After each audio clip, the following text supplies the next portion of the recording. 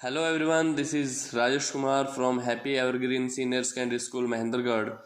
Students, in my last video of this chapter, class 8th, minerals and power resources, we discussed minerals and in this video we are going to discuss the distribution of minerals in the world and the distribution of minerals in India. Let's start. Distributions of minerals. Minerals occur in different types of rocks. अलग अलग चट्टानों में minerals खनिज पाए जाते हैं. Some are found in igneous rocks. Igneous rock means आग्नेय चट्टानें. जिन चट्टानों का निर्माण मैग्मा लावा से होता है उनको हम बोलते हैं. Some in मेटामॉर्फिक रॉक्स, कुछ जो है कायांतरित चट्टानों में पाए जाते हैं. वाइल अदर्स अकर इन सेडिमेंट्री रॉक्स, और कुछ एक जो है वो तलछटी चट्टानों में पाए जाते हैं. तो आपने तीन तरह की चट्टानें यहाँ पे पढ़ी. हम चट्टानों वाले लेसन में जब हम रॉक्स का जब चैप्टर पढ़ेंगे तो इनको डिटेल में देखेंगे कि इग्नियस जो रॉक है वो उनको आग्नेय चट्टानें बोलते हैं. मेटामॉर्फिक रॉक्स जो हैं वो कायांतरित चट्टानें हैं, यानी कि जो चट्टानें अपना रूप बदलती हैं. और अदर्स जो है वो सेडिमेंट्री रॉक यानी तलछटी चट्टानें, जो नदियों के समुद्रों की तली में जो चट्टानें पाई जाती हैं तलछटों के जमाव से. आगे हम पढ़ते हैं. Generally metallic minerals are found in igneous and metamorphic rocks formation that from large plateau, जिनसे कि बड़े बड़े हमारे पठार बनते हैं. उसी तरह से अगर हम बात करें तो डिस्ट्रीब्यूशन ऑफ मिनरल्स में, तो आयरन और इन नॉर्थ स्वीडन में पाया जाता है. कॉपर एंड निकल जो है वो ओंटारियो में पाया जाता है. कनाडा में देखें तो आयरन पाया जाता है, निकल पाया जाता है. Chromites and platinum in South Africa में पाए जाते हैं. Minerals found in igneous and Africa are example of minerals found in igneous and metamorphic rocks में पाए जाते हैं. इसी तरह से अगर हम बात करें तो सेडिमेंट्री रॉक्स जो है वो उनमें प्लेन्स बनते हैं. यंग फोल्ड माउंटेन्स यानी नवीन वलित जो पर्वत, जो नए पर्वत हैं, जैसे कि हमारा हिमालय पर्वत बोला जाता है, इस तरह के माउंटेन्स है ना, contain non metallic minerals like limestone वगैरह इनमें पाए जाते हैं. यहाँ पे आपको एक पिक भी दिखाई दे रही है, नीचे आपको एक पिक दिखाई दे रही है. इसमें भी आप देख सकते हैं ये एक सिग्नल यहाँ पे दिया हुआ है. देखिए मार्क्स यहाँ पे दिया हुआ है साइन की आयरन कहाँ पाया जाता है, कॉपर कहाँ पाया जाता है, बॉक्साइट कहाँ पाया जाता है. तो पूरे वर्ल्ड में यहाँ आप इसको देख सकते हैं कि आयरन कहाँ कहाँ पाए जाते हैं. अब अगर हम एशिया की बात करें तो China and India have large iron ore deposits. The continent producer more than half of the world's tin. यानी जितना भी संसार भर में टीन पाया जाता है उससे आधे से भी ज़्यादा टीन हमारे एशिया में पाया जाता है. चाइना है, मलेशिया है, इंडोनेशिया है, are among the world's leading tin producer. ये भी संसार भर में सबसे ज़्यादा टीन उत्पादित करने वाले देश हैं. चाइना में एंटीमनी और टंगस्टन भी पाया जाता है. Asia also has deposits manganese, bauxite, nickel, zinc and copper. अब यूरोप की बात करते हैं तो Europe is the leading producer of iron ore in the world. उसके बाद यहाँ पे जो हमारे कहाँ कहाँ पाया जाता है ये, तो रशिया में पाया जाता है, यूक्रेन में, स्वीडन में, फ्रांस में पाया जाता है. और क्या क्या यहाँ पे पाया जाता है तो हम देखेंगे कि कॉपर, लीड, जिंक, मैग्नीज, निकल, और ये हमारे पाए जाते हैं ईस्टर्न यूरोप और यूरोपियन रशिया में. नॉर्थ अमेरिका की हम बात करते हैं तो नॉर्थ अमेरिका में 3 जगह हैं ऐसी जहाँ पे अलग अलग 3 पेटियाँ यहाँ पे हैं, जिसको हम पहली बार अगर हम बात करें पहले तो सबसे पहले तो कनेडियन रीजन. तो कनेडियन जो रीजन है यहाँ पे पाया जाता है आयरन और nickel, gold, uranium and copper are mined in the Canadian Shield region. Coal जो है वो पाया जाता है अपलेशियन रीजन्स में, और वेस्टर्न कोरिलर्स में have vast deposit of copper, lead, zinc, gold and silver. यहाँ पे आपको एक नीचे पिक भी दी गई है जिसमें से आप अच्छे से आप देख सकते हैं कि कोल कहाँ कहाँ पाया जाता है और मिनरल ऑयल कहाँ कहाँ पाया जाता है. ये इसके साइन है. यहाँ से आप देख सकते हैं कि नॉर्थ अमेरिका में जैसे कोल पाया जाता है और मिनरल्स कहाँ कहाँ पाए जाते हैं, जैसे साउथ अमेरिका में मिनरल्स पाए जाते हैं, अफ्रीका में मिनरल्स ऑयल कहाँ कहाँ पाए जाते हैं, ये आप पूरी इसमें डिटेल दी हुई है. साउथ अफ्रीका की अब अगर हम बात करते हैं तो Brazil is the largest producer of high grade iron ore, सबसे ज़्यादा ब्राजील में पाया जाता है। चिले और पेरू जो है वो लीडिंग प्रोड्यूसर हैं कॉपर के। इसके बाद अगर हम बात करें तो यहाँ पे टीन भी होता है। South America also large deposits of gold, silver, zinc, chromium, manganese, bauxite, Mika, platinum, है ना, डायमंड्स, ये भी यहाँ पे पाए जाते हैं। अफ्रीका की अगर हम बात करें तो अफ्रीका तो आप सभी को पता है कि फेमस है डायमंड्स, गोल्ड एंड प्लेटिनियम के लिए, अफ्रीका में पाए जाते हैं। ऑस्ट्रेलिया में भी गोल्ड, डायमंड, आयरन और टिन एंड निकल पाया जाता है।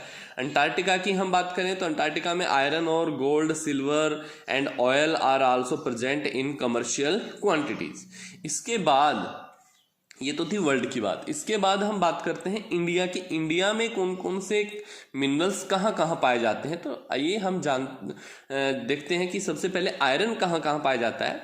आयरन हमारे यहाँ पाया जाता है इन झारखंड, उड़ीसा, छत्तीसगढ़, मध्य प्रदेश, गोवा, महाराष्ट्र एंड कर्नाटका। बॉक्साइट मिलता है झारखंड में, उड़ीसा में, छत्तीसगढ़, मध्य प्रदेश, गुजरात, महाराष्ट्र एंड तमिलनाडु। मिक्का जो है वो हमारे यहाँ झारखंड में, बिहार में, आंध्र प्रदेश में, राजस्थान में। India is the largest producer and exporter of Mika in the world. This is the important topic. Copper it is mainly produce in Rajasthan, Madhya Pradesh, Jharkhand, Karnataka and Andhra Pradesh. Manganese की अगर हम बात करते हैं तो महाराष्ट्र में, मध्य प्रदेश में, छत्तीसगढ़ में, ओडिशा में, कर्नाटका में और आंध्र प्रदेश में। लाइमस्टोन, चूना पत्थर की अगर हम बात करते हैं तो बिहार, झारखंड, ओडिशा, मध्य प्रदेश, छत्तीसगढ़, राजस्थान, गुजरात और तमिलनाडु। गोल्ड तो कोलार इन कर्नाटका, ये सबसे इंपॉर्टेंट है। Has deposits of gold in India, यहाँ पे सोना पाया जाता है हमारा। These mines are among the deepest in the world, ये संसार के सबसे गहरी खाने हैं। Which make mining of this ore a very expensive process, और इसे बहुत ही मतलब कि खर्चीली विधि के द्वारा, प्रोसेस, प्रक्रिया के द्वारा निकाला जाता है। क्योंकि ये बहुत गहराई में है इसलिए इसको निकालने में खर्चा भी बहुत ज़्यादा हो जाता है। साल्ट की अगर हम बात करते हैं तो ये हमारे सीज से मिलता है, समुद्रों से मिलता है, लेक्स, झीलों से मिलता है, रॉक्स, चट्टानों से मिलता है। India is one of the world's leading producers of exporter of salt. इनकी मैं आपको पिक भी भेज रहा हूँ क्योंकि मुझे पता है कि ऐसे बताने से ये ज़्यादा समय तक आप याद नहीं कर पाएंगे। आपने इस एक चीज़ कॉमन देखी होगी कि कुछ हमारे स्टेट जो हैं वो कॉमन है जिनमें मोस्टली ज़्यादातर मिनरल्स जो हैं हमारे पाए जाते हैं, जैसे छत्तीसगढ़ है, झारखंड है, उड़ीसा है, मध्य प्रदेश है। तो जब भी आप मैप वगैरह को यूज करें, अगर कुछ याद ना भी रहे तो आप ये अंदाज़ा लगा सकते हैं कि हमारे बिहार, झारखंड, आंध्र प्रदेश, मध्य प्रदेश, उड़ीसा, इनमें मोस्टली मिनरल्स हमारे पाए जाते हैं। इसलिए मैं इसकी पिक्स भी डाल रहा हूँ जहाँ से आप इनको थोड़ा सा लर्न कर सकते हैं बाद में भी। अब अगर हम बात करें कि यूजेस ऑफ मिनरल्स, मिनरल्स का यूज कहाँ होता है, तो ये तो आपने देखा होगा कि आयरन है, कॉपर है, मैग्नीज है, इनका कहाँ कहाँ यूज होता है ये बताने की भी ज़्यादा ज़रूरत नहीं है। तो minerals are used in many industries, minerals का काफ़ी सारे इंडस्ट्रीज में भी यूज होता है। Minerals which are used for gems are usually hard, है ना, कुछ मिनरल्स तो बहुत ज़्यादा कठोर हैं, है ना। These are in the set various styles of jewellery, इनका जो हार्ड है इनका ज्वेलरी में यूज होता है। कॉपर का अगर हम बात करें तो इसमें लिखा हुआ कि everything from coins to pipes, यानी सिक्कों से लेकर के पाइप्स तक कॉपर बनती हैं, तारें कॉपर की बनती हैं। हमारे यहाँ सिलिकॉन का यूज होता है कंप्यूटर इंडस्ट्रीज में, जो क्वार्ट्ज से मिलती हैं। एल्युमिनियम का भी आपको पता है, एल्युमिनियम की अगर हम बात करें तो उससे हमारे मोस्टली घरों में बर्तन वगैरह जो हैं, यूटेंसिल्स जिसे हम कहते हैं, वो भी हैं। Bauxite is used in automobile industries में, एरोप्लेन्स में यूज होता है, बोटलिंग इंडस्ट्रीज में यूज होता है, बिल्डिंग्स में यूज होता है, किचन कुकवेयर्स में इनका यूज होता है। तो अलग अलग जो हमारे मिनरल्स हैं उनका अलग अलग जगह पर यूज होता है। अगला टॉपिक हमारा इसी में रहेगा कंजर्वेशन ऑफ मिनरल्स। कंजर्वेशन बोला जाता है संरक्षण किसी भी चीज़ का, कि हम उस चीज़ को बचाएं, उस चीज़ को हम संरक्षित करें ताकि जो नेक्स्ट जनरेशन्स हैं वो भी इसका यूज कर पाएं। यानी खनिजों का बचाव करना, खनिजों को बचाना। कि जो मिनरल्स हैं वो नॉन रिन्यूएबल रिसोर्सेज हैं। नॉन रिन्यूएबल का मतलब होता है कि इनको नवीकरणीय नहीं है, ये अनवीकरणीय है। अर्थात अगर एक बार इनका स्टॉक अगर खत्म हो गया तो इनको दोबारा से प्राप्त करने में हजारों वर्ष लग जाएंगे। It takes thousands of years for the formation and concentration of minerals. इनको बनने में हजारों वर्ष लग जाएंगे और इतना समय मानव के पास नहीं है। The rate of formation is much smaller than the rate at which the humans consume.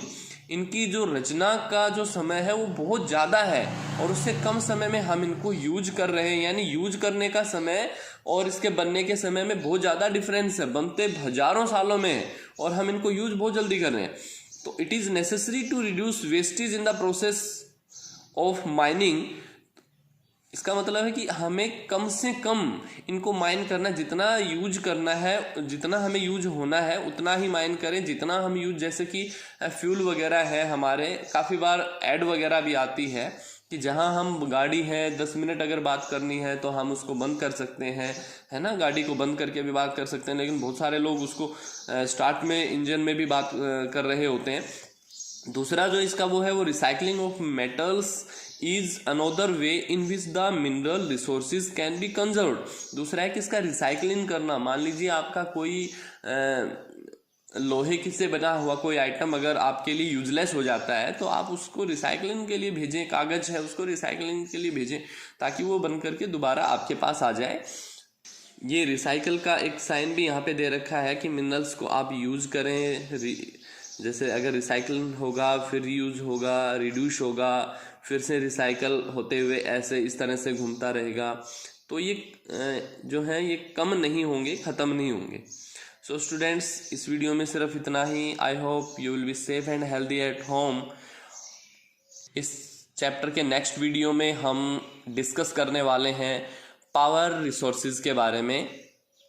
और इस वीडियो के लास्ट में एक छोटी सी रिक्वेस्ट आपसे कि हमारे आसपास जो भी फैमिली इस कोरोना की जंग में असहाय हो गई है उसकी जितनी हो सके उतनी मदद करने की कोशिश करें। Thank you.